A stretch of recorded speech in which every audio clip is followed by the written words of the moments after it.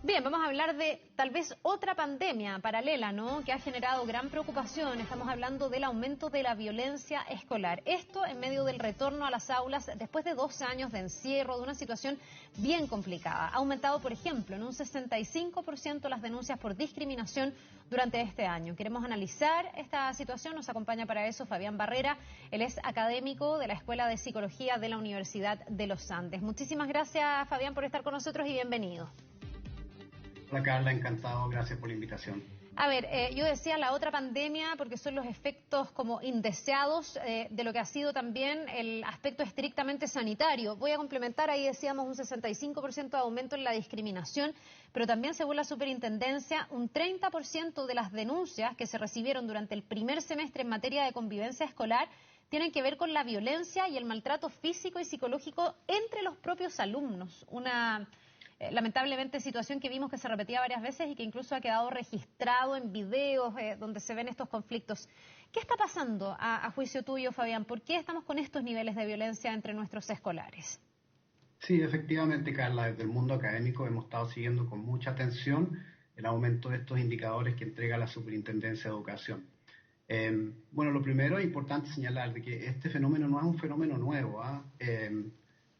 Si bien este aumento que supimos la semana pasada, un 65% en discriminación, y como tú dices, a principios de año, fines de marzo, lo que comunicó el ministro de que había aumentado un 30% los casos de maltrato entre estudiantes, bueno, es importante mencionar de que también en años anteriores a la pandemia habíamos tenido una cantidad de denuncias de ese orden.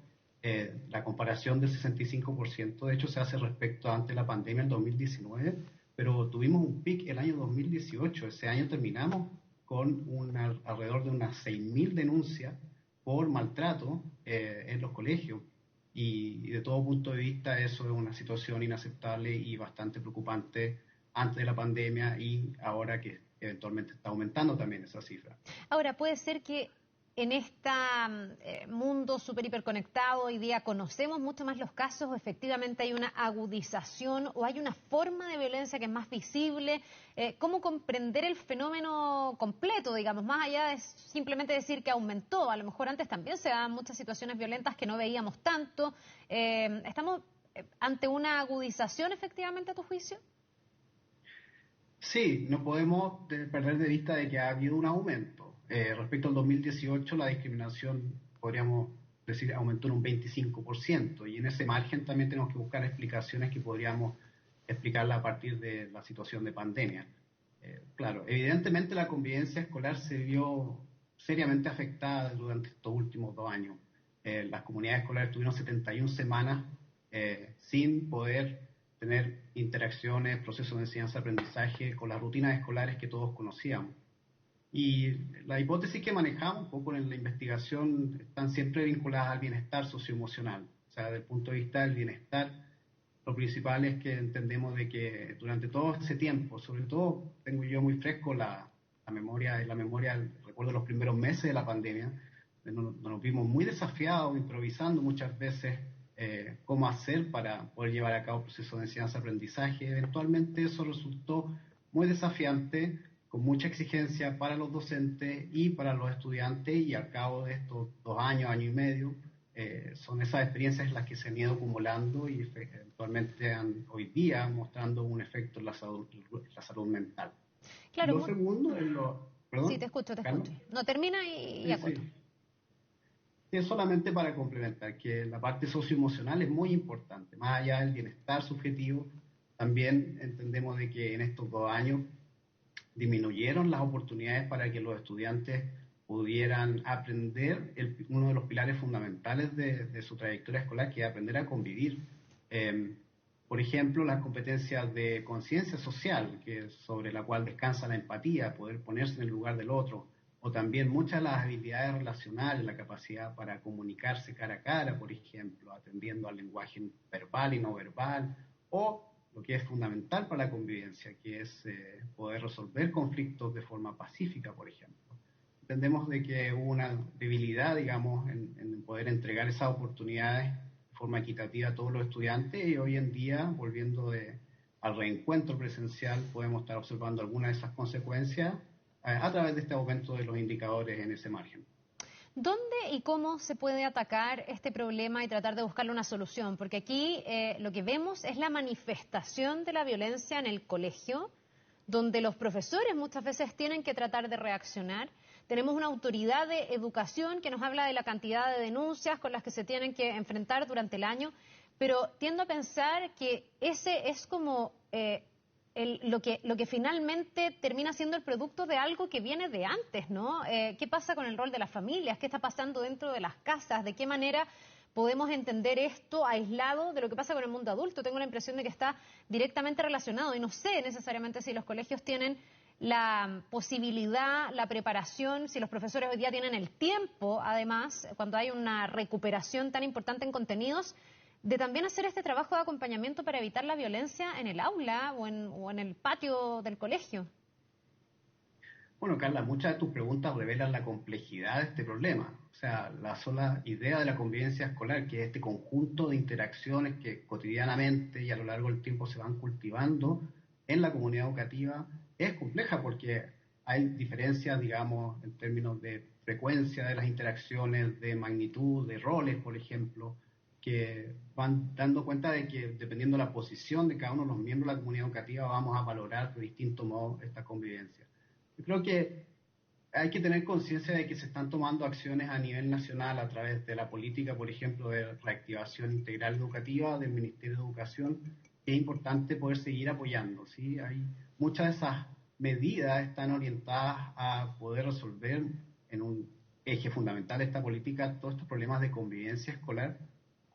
Y tengo la impresión de que tenemos que también apoyar el mejoramiento del clima escolar, que es la percepción que tiene la comunidad educativa de la calidad del ambiente educativo, la calidad de las relaciones particularmente. Y en eso también la participación de todos los estamentos es fundamental. Tú nombraste a los docentes, a los padres, apoderados. Los mismos estudiantes tienen mucho que aportar en poder resolver este tipo de situaciones vinculadas con la violencia escolar. Como es así de compleja el desafío, digamos, claro, tenemos que ir paulatinamente, siendo muy estratégicos, llevando a cabo cursos de acción desde todos estos flancos, podríamos decir. Y por eso también se genera a través de esta política y también desde la evidencia muchas recomendaciones para que cada uno de estos actores puedan llevar a cabo lo mejor de sí mismo para resolver este problema de una vez por todas. Como digo, esto no es algo nuevo, pero sí se agrega un margen importante producto de la pandemia, y la pregunta que cabe aquí es cómo lo vamos a resolver el problema en su conjunto y entre todos como sociedad. ¿Y tú ves que se está aportando con esa mirada de cómo atenderlo todos en conjunto como sociedad, o esto queda más bien a la capacidad que tenga cada colegio, cada dirección, no sé, a la posibilidad de que efectivamente los profesores tengan o no el tiempo para abordar también el aspecto emocional de relación y no solo de contenido? ¿Tú crees que hay como una mirada desde la sociedad de qué hacer con este fenómeno de la violencia o todavía falta? Yo creo que la sociedad se ha visto ampliamente sensibilizada con este tipo de problemas, y en eso los medios de comunicación también han aportado en poder mostrar de que realmente estamos enfrentando una situación que es inédita, que es histórica. Tenemos, como dije, una política que también tenemos que saber evaluarla, porque es una política que se define a mediano y largo plazo. Recién en el año 2025 deberíamos estar observando los primeros cambios en esta materia, pero vemos ciertas urgencias. Entonces, cuando vemos estos indicadores, por ejemplo, nos preguntamos qué deberíamos estar haciendo ahora como para poder resolver situaciones que ahora mismo, en la vuelta, por ejemplo, de las vacaciones, vamos a estar enfrentando durante este semestre en las comunidades escolares.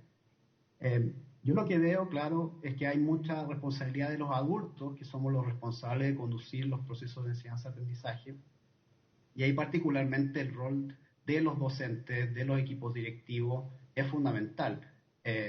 La política está muy orientada también a apoyar ese rol, pero hay que decir también de que hay que proveer muchas más oportunidades para, por una parte, mejorar el bienestar socioemocional de los docentes y de los asistentes de la educación, y también apoyar el desarrollo profesional. Creo que el segundo punto es muy importante también, porque hay muchas oportunidades que se pierden para poder desarrollar habilidades en los docentes y en los asistentes de la educación que podrían ser fundamentales para este aspecto. Yo me tomé un poco el tiempo de revisar la política antes de la entrevista, y hay un pilar de desarrollo profesional que se propone ahí, pero encuentro yo, por ejemplo, en la página del CPIP un solo curso sobre desarrollo socioemocional destinado a docentes.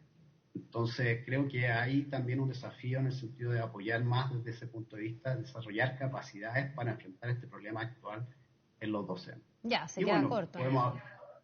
sí, evidentemente. Y podemos hablar también de los padres apoderados, que podríamos decir es como el segundo gran pilar sobre el cual se apoya la experiencia educativa de nuestros niños, niñas y adolescentes. Es súper importante que los padres tomen conciencia, se informen y se pongan en acción. Esto quiere decir que en las casas, por ejemplo, se puedan entablar conversaciones donde se ponga atención a lo que nos cuentan los niños. En esta etapa a lo mejor puede ser muy importante que los padres estén atentos a las señales de acoso escolar que puedan estar experimentando los niños. Cambios de ánimo, por ejemplo, cambios en el rendimiento escolar. Todos estos contenidos que los niños nos tratan de comunicar a través de las conversaciones y que a veces, porque no hacemos el esfuerzo, tenemos el celular puesto ahí a disposición o la televisión prendida, qué sé yo, no ponemos la suficiente atención. Hoy es un día que da una oportunidad importante para los papás de poder preguntarle a los niños cómo les fue en su primer día después de las vacaciones. Pero escucharlo, digamos, con atención, quiere decir, es como cuando escuchamos a alguien que nos cuenta un viaje, por ejemplo. ¿Sí? Estamos como completamente atentos a todas esas experiencias, queremos saber más detalles y nos parece interesante y transmitimos ese interés. Si ese tipo de conversaciones los papás los pudiéramos desarrollar a lo largo del semestre, bueno, estaríamos transmitiendo también esta necesidad psicológica a los niños de sentirse escuchados, de sentir el apoyo, no solamente de decirlo, sino de poder manifestarlo en la práctica, en el espacio, en el entorno familiar.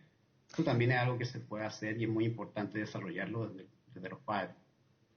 Bien, pues ojalá que todos nos eduquemos en el fondo en esto, que hablemos de estos temas, tengamos estas entrevistas también para llevar a la práctica esos pequeños cambios, ¿no? Escuchar a nuestros niños, estar bien atentos y de esa manera poder contribuir a un fenómeno que lamentablemente va en aumento y se ha agudizado. Fabián Barrera, académico de la Escuela de Psicología de la Universidad de los Andes, muchas gracias por habernos acompañado esta mañana. Que le vaya bien.